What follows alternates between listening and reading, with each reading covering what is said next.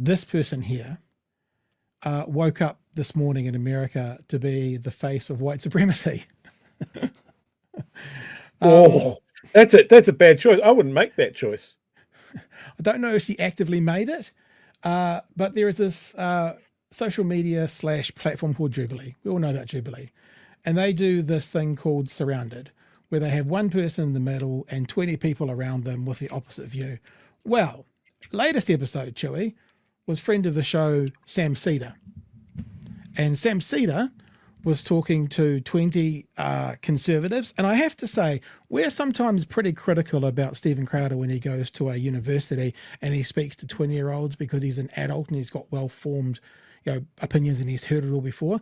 Not that I have a problem with Sam or any of this, obviously, because he's not a part of this. He's just set it up. Lots of young people here. So I wonder how much of a grain of salt we have to give them because they're all they look like they're all university students. And I just want to put that caveat out there for, young people saying stupid things that they wouldn't say maybe if they were 10 years older. Just putting it out there, trying to be a little bit generous.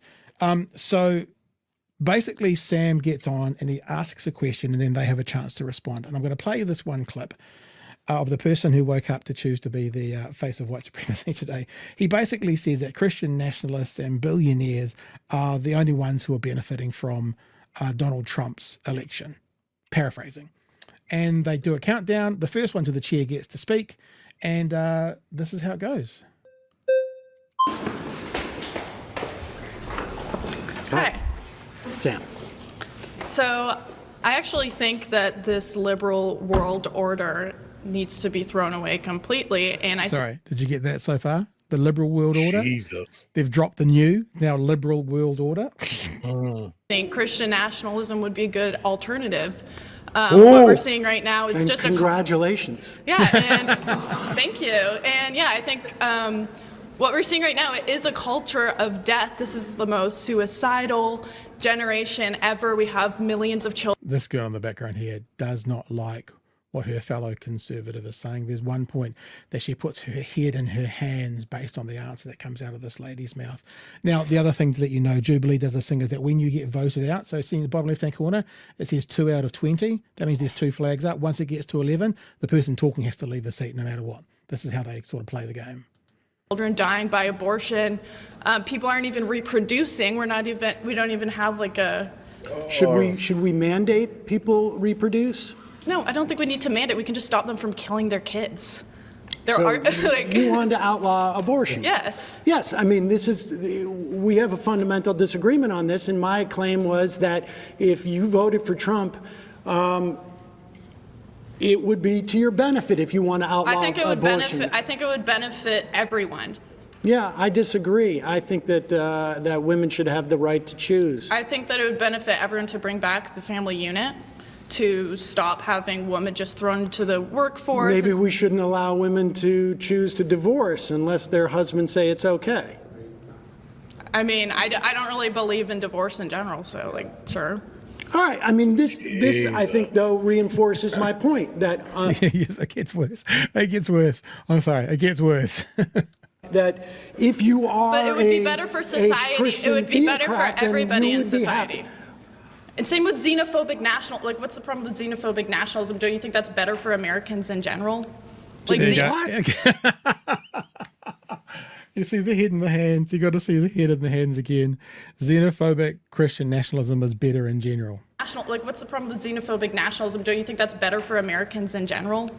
Xenophobic nationalism is better. We should have a coherent culture. Everyone should be a part of the same culture. We should have assimilation. Do you get to choose what the culture is? We already have a dominant culture. What is the dominant culture? Based on European and Christian values and identity. That is the dominant culture. It's rooted in European identity. So your argument is that has been the dominant culture. Just to be clear. And we're not letting people assimilate to that. We're saying you should keep your culture, and this is why our culture is so divided. Your argument is that Trump is good for those who want a dominant white European culture. I mean, that is what America is. It's rooted. Trump is good for a dominant white European culture. And she says yes. And that's why she's woken up to be the face of white supremacy today. I'm not finished yet, Joe. There's a bit more to go. What is it again? Oh, there's more. There's more. It's a couple more, Yeah. about 90 seconds more. Because at the end, Sam wraps up with basically going, I think you've done the job for me. I don't know if you can hear it. Either there's a murmur in the room, and normally there's no murmur. They just wait. And the room is not with her, unfortunately for her.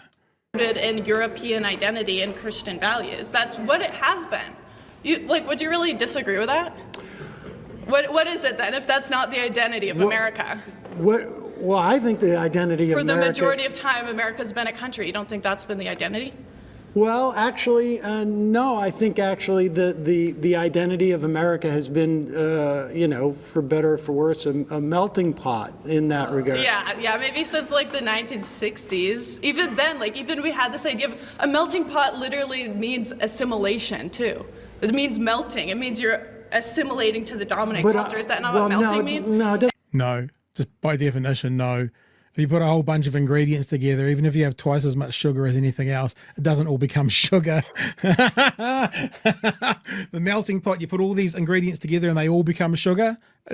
They make a new product. They make a new product is what they do. That's the idea of melting. And now instead we're saying there's something wrong with xenophobia. Culture. No. I mean, look, I got to be honest with you.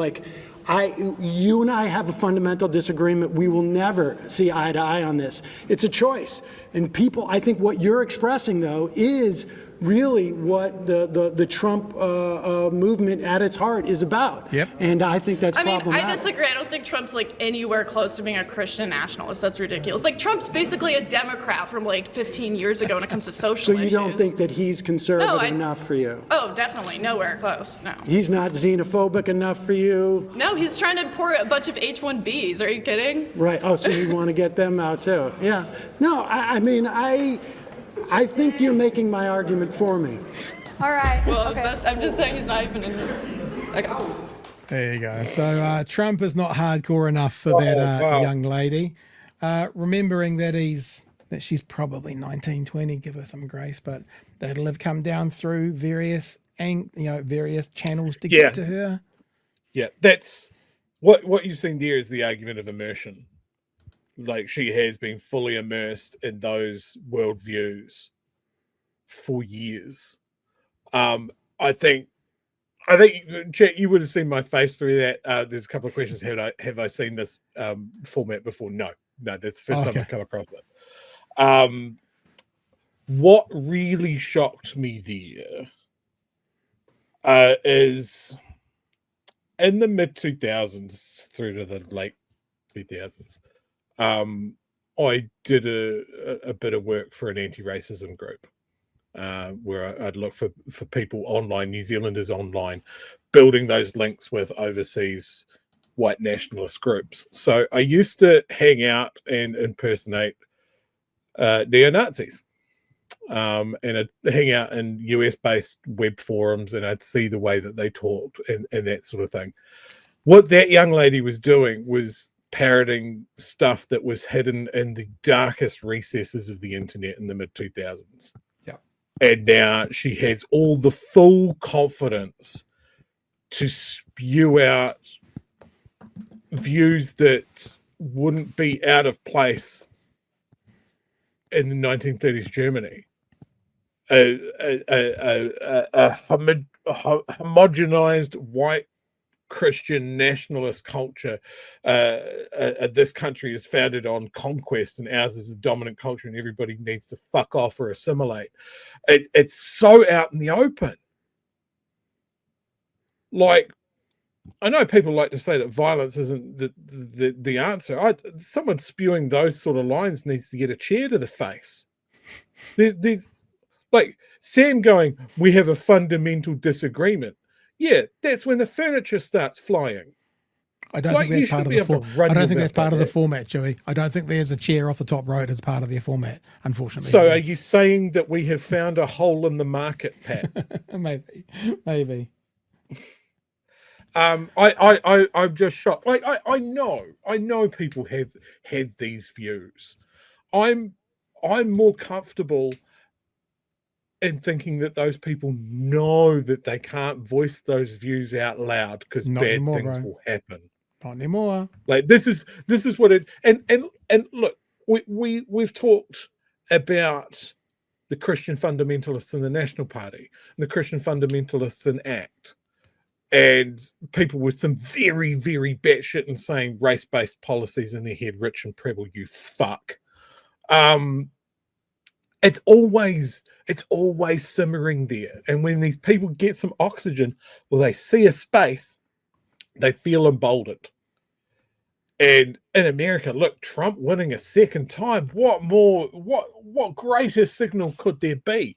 The shred of hope I have is that woman was like, no, Trump's not evil enough for me. Yeah.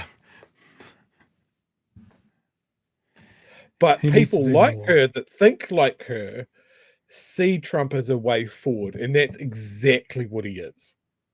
Whether he's a useful idiot to the Russians or a useful idiot to the Christian fascist right over there, he is absolutely at every step advancing somebody's agenda, whether he believes in it or not. He sees a way to fame, glory, and history.